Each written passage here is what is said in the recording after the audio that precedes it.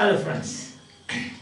So we have completed the discussion of Church Going by Philip Larkin, stanza by stanza. Now we will have an overall view, a kind of discussion. Say I have put a question mark here, whether it is a discussion, in the sense that you should also participate, only then it will become a discussion. So to begin with, some idea about the author already I have given you. He was a librarian poet, maybe first of its kind, no? Librarian poet. We have got poet critics, philosopher poets, we have poets, only poets, we have novelist poets and so on. But this is first time we are meeting a librarian poet. He was working in the University of Hull, Hull. He never married, but he had three girlfriends. One was, he was a visiting professor to a college, and there, a visiting fellow to the college, and there he met a lecturer, and for some time she was, they had a friendly relationship, then his own assistant and his secretary, but never married. Then he was influenced by WB Yeats' poetry. The single great influence on him was Thomas Hardy. Pessimism. We have seen he was a professional pessimist. And also he considered life to be a kind of relay race, that is from misery to misery. That is it. You can see the influence of Thomas Hardy on him, giving minute descriptions, details. Very fond of giving description in minute details. You remember, far from the mating grounds, description of giving an account of the Egdon heat, you remember. Isn't it? Every sentence is an item, and he describes it minutely. So exactly like that you find stanza 1 and 2. Part of stanza 1 and also 2. You can see minute descriptions of the church, details, being minute details of the church. Then we also saw that he was a movement poet. Movement poet is his great friend, and also his he was also influenced by him, we can say, their friends Kingsley Amis. And movement poets, it was a movement for repudiation of, or you can say reaction against the obscure and cerebral poetry of T.S. Eliot, Auden and Pound, Ezra Pound. It's a very difficult type, he said. See, the mythical method used by T.S. Eliot, 4 quartets, for example. No doubt that if you say that it is 4 quartets are very simple, that somebody is lying. That is not true, isn't it? Yeah. And he was awarded the Queen's Gold Medal for Poetry in 1965, and also Arts Council Triennial Award for Poetry. So he was twice awarded in recognition of his maybe lifetime achievement, just as we say now, lifetime achievement, maybe. Anyhow, he was a significant poet, one of the leading poets of the movement of 1950s. Yes. And when we come to that's about the author, some idea about the 1950s. 1950s, you know, that was Industrial Revolution, time of Industrial Revolution, consumerism, then profit-making capitalism. These things are there. And there was also exodus from, you see, mass migrations from countryside to the town and cities in search of jobs. Problem of accommodation, also problem of overcrowding of cities. So this is background in which this poem was written. historical background, we can say. Then another point to note is that this church-going title. So how far this 3 girlfriends and never marrying influenced this poetry, that we don't know. But again, I think that he was, as I have already told you, a Hamlet-like personality. If you look at him from a psychoanalytic point of view, he is a Hamlet-like personality, indecision. That means the reason why he did not marry, and also you can see that vacillation, the swaying, this side and that side, you will find in the poem itself, the movement of the poem. How he takes a U-turn at the end of the poem, that also we saw yesterday. We'll come back to that for a moment or so, today also. Alright, now we come to the title church going. Already I told you, church going can be substituted. Now church going, church is a metonymy. Metonymy is a figure of speech. Metonymy, the meaning is church going. Church is a metonymy. Church. Metonymy meaning is meta. Meta means other. Nimi means naming. Name, other name, that is. That is the word meaning of metonymy. It's a figure of speech. Other name. That means instead of naming a thing directly, you use another name that is very closely related to that. Example, tongue for language. Instead of saying language, you say tongue. Instead of saying mother language, you say mother tongue. So tongue is a metonymy. You wanted to say language, but you don't say that. Instead but the most closely associated or related object is tongue. You use tongue for language. So also pen is mightier than the sword. Pen. Pen is cell. Tongue is metonymy for language. And pen is metonymy for writing, literature. Pen is mightier than the sword. That means what you write is. So the closely associated object to writing is pen. Without pen you cannot write. So church going is a metonymy, church is a metonymy. The other things I have already told you in my introduction. You can connect it with that.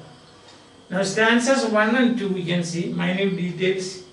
Second stanza is action-packed, that also There is a slight change in the movement. When he says, reflect the place was not worth stopping for. Then when you come to the end of this point, you see it's a serious place and so he takes a U-turn. That's stanzas 1 and 2. You don't know much to explain actually, except that there are a list of things given like that. As I already pointed out, like epic poetry. Epic poetry has a tradition. Epic tradition is giving details like this, listing things. But whether this is an epic poem or not, we cannot say, because epic poem, first of all, there should length. As we know, it's only 7 stanzas and 63 lines. So already these things we have seen. But some kind of imitation, we can say, is there of epic poetry. An element of epic poetry, you can say, is there. Then we have stanzas 3, 4 and 5 we have got. Mostly it's about meditation about the fates of churches. What will happen to churches when it completely falls out of use? When nobody goes there. So then, what will happen to that? It will become a place of superstition. It will become a fertile ground for superstition. Only ruined beggars will go there. Or we say the Christmas addicts will go there. Or you saw that some dubious women, that is superstition. And then it is, so these are the things that he is reflecting. What will happen? Stanza 6 you can see, it pleases me to stand here. Remember, the contrast, reflect the place was not worth stopping for. Now he says, it pleases me. So that I told you, that Hamlet-like personality, that is what you find. Probably he might have forgotten what he wrote that line. Otherwise, how can he make a sense? Now, those things, of course, does not much affect the literary value of the poem. That's a different thing. And then you have got thoughts of different stages of man. Birth, death, marriage, separation, these things. Again you see, marriage is placed just before separation, or separation and marriage is connected here, I don't know why. That may be the reason why he remained a chronic bachelor, even though he had 3 friendships or 3 friends away. 7th stanza is very interesting, concluding, you can see. It is a serious house. But before that, you should know what are the words that he used to describe the church. Frosty barn, special shell, then place not worth stopping for. You remember those things now here. And then it should be given rent-free, a place to be given rent-free to sheep and rain. That means animals and the elements of nature. Rain, elements of nature. Rain, storm, thunderstorm, all those things. Then it's an unlucky place. Shall we avoid them? It's an unlucky place. And again you saw a shapeless, shapeless recognizable, not shapeless recognizable, a shapeless recognizable. What? Church. And now he says it is very serious. So, and he says, and what he wants to say, it is like a huge magnet towards which you are drawn. Whether you like it or not, that the pull is there. From where does the pull come? The pull comes from your genetic code, genetics. Understand? So genetically engineered for religious activities, or spiritual activities, or a craving, a very, very strong longing for some power. The some power is, we can say, this God here. So it is, if man refuses to answer to the call of nature, that means his human nature. Maybe it is anti-humanistic or anti-existentialist. Because humanism, they put forward the theory or philosophy of man-centered philosophy. View of the world is man-centered. Man can do anything. You can see that in the place of Marlowe, Tamberlane, the great scholar Dr. Faustus, and so on. This man can do anything. That is, man is the most powerful being on this earth. Shakespeare says, no? Crown of creation. So what more do you want? And therefore, there is a chance that arrogance, pride and arrogance. That's what you find personified in Tamberlane, Marlowe's Tamberlane. Tamberlane the Great, part 1 and part 2. Alright, so then you have got, that is not possible, that is what the poet says. The beginning you may think that he is an atheist. He argues, it's a kind of, he is acting as a devil's advocate. A total inversion takes place here. Understand? That is the beauty of this poem. So up to stanza 6, you will think that, oh, this man is he is against religion, he is making fun of the churches, and he is imagining that these churches will be given rent-free to sheep and also to rain. it will be an unlucky place. People will avoid it as an unlucky place, etc. So we think, that is true, that is true, that is true. Finally he says, no, it is not the thing. It is like a huge magnet that will attract you because humans are genetically engineered for this purpose. Sartre and friends will say, existentialists, they will say, man has the power, choose, he has got free will. His destiny can be determined by him. Understand? Earlier we had got providential view of life. Means everything depends upon the providence of God. Now he is stressing the same point. Because what he says is that you simply cannot, this is the denouement of the seventh stanza is the denouement. D-E-N-O-U-E-M-E-N-D means the final resolution. The final resolution. His argument we will feel, he feigns that he creates the impression that he is against these things. Right? Not a place worth stopping for. What will happen to this? It will become an unlucky place. People will avoid this place, he said. But then later, changes. Since it is a must. It is the sine qua non of your life, your existence. That is Latin meaning sine qua non, or Latin we say sine qua non. What is sine qua non means? Without which, an indispensable thing, without which you cannot exist. So spiritual life and religious attitudes, dependence of God, etc., these are sine qua non. Otherwise there will be, part of it will be empty, vacant. You cannot exist. Existing requires some kind of, say, leaning on somebody. And that leaning on someone is, you have to invent a God, as Plato said. So great ideas, in fact, great ideas.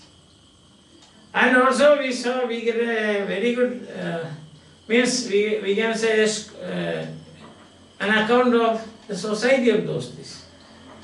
Up to stanza 6, this is the attitude of the working class people towards church, towards religion. Church stands again for religion, attitude. Going to religious places, not just church alone. So it has got a universal appeal, not only in England but everywhere. Universal appeal of this poem depends upon this. If you interpret it in this way, that is, it is about the religious attitude of people or the people's need for a spiritual activity or spiritual life. Just as you have got material life, see, you also have a spiritual side. You have got a material side. And material side, what happens is you go buying and selling and standing there, here, enjoying, pleasure seeking, profit making, producing raw material, capitalism, then exploitation, all these things. That's the material side. Exactly like that, you also have a spiritual side for survival. Without that you cannot survive, you will be like a fish out of water. That's what he says. So, ultimately you can say this is the expression of a very strong faith in religion. Not an apostasy, moving away from religion, no. But it reaffirms, even in this time of industrialization and connected things. What the poet says is that, well, he affirms the absolute necessity of giving expression to the spiritual side of humanity. So humans are not only material but also spiritual. That way it's a very beautiful, a splendid thought, or a magnificent thought, we can say. So the poem ends like that. Now another interesting thing is that the poem, there is a generous sprinkling of some universal truths or general statements. See, I already, power of some sort or other will go on. The nature will not allow vacuum. If one power disappears, another power will come in there. It has to. It is law of nature. Another is that nature will not allow vacuum. That's another thing. That's already we said. Power of some sort means nature will not allow vacuum. And this is a shape less recognizable. A shape there means after some time what will happen? The spiritual side will disappear into oblivion or vanish into thin air if you don't use it. This is the case with everything. You have got a computer, suppose you don't use it for days, it will be useless. Exactly like that. Your spiritual side you should nourish. Use it or lose it. That is the general principle there. Then it says there are two types of hunger. One is spiritual hunger and the other is physical hunger. Physical hunger, you know, your stomach is empty, you will. Suppose you have two, this physical hunger will be sharpened when you think that you have nothing to eat at all. Suppose you are in the school or you are far away from your place and you think that when you go home there will be plenty of things to eat, then that hunger is different from the hunger of a person who has nothing to eat when he goes home also. That's a terrible feeling. So exactly like that, if churches vanish or places of worship or places where religion is practiced, they disappear, that hunger will be horrible. So we have to keep the churches. It should not be less recognizable. You have to nourish your spiritual side of your life also. Otherwise, life will have no meaning. Eat, drink and be merry. That is Omar Khayyam. Eat, drink and be merry. And then what will happen? Nothing will happen. Life will be reduced to the level of animals. They also do the same thing. Where has disappeared the crown of creation? Understand? So, the conclusion is really magnificent. No doubt about it. The conclusion of this poem is that you should, in spite of all your temptations to remain a material person, become a slave of materialism and things connected with that. It is indispensable, it is absolutely necessary, it is the sine qua non of your existence to nourish the spiritual side of your life also. So that is the conclusion. The poet has taken a U-turn. So up to stanza 6, I told you, he as if we felt that he is not interested in religion. Actually, it was the other way around. He was, in other way you can see, he was trying to project the mind of the ordinary person, the common man, surrounded by materialism. See that? That is 1 to 6 stanzas. 6 stanzas. That's what we have to see. He was acting maybe as a devil's advocate, something like that. Now finally he says, it is absolutely necessary to nourish your spiritual life. If you want to exist, if you want to live a life of meaning in this world. So this is part 1 of our discussion. If you consider this as a discussion, you can also join. Part 2 of the discussion definitely will go through how we can look at this poem from different angles. From structuralism, post-structuralism, new historicism, new criticism, formalism and things like that. That we will do tomorrow. Till then, bye.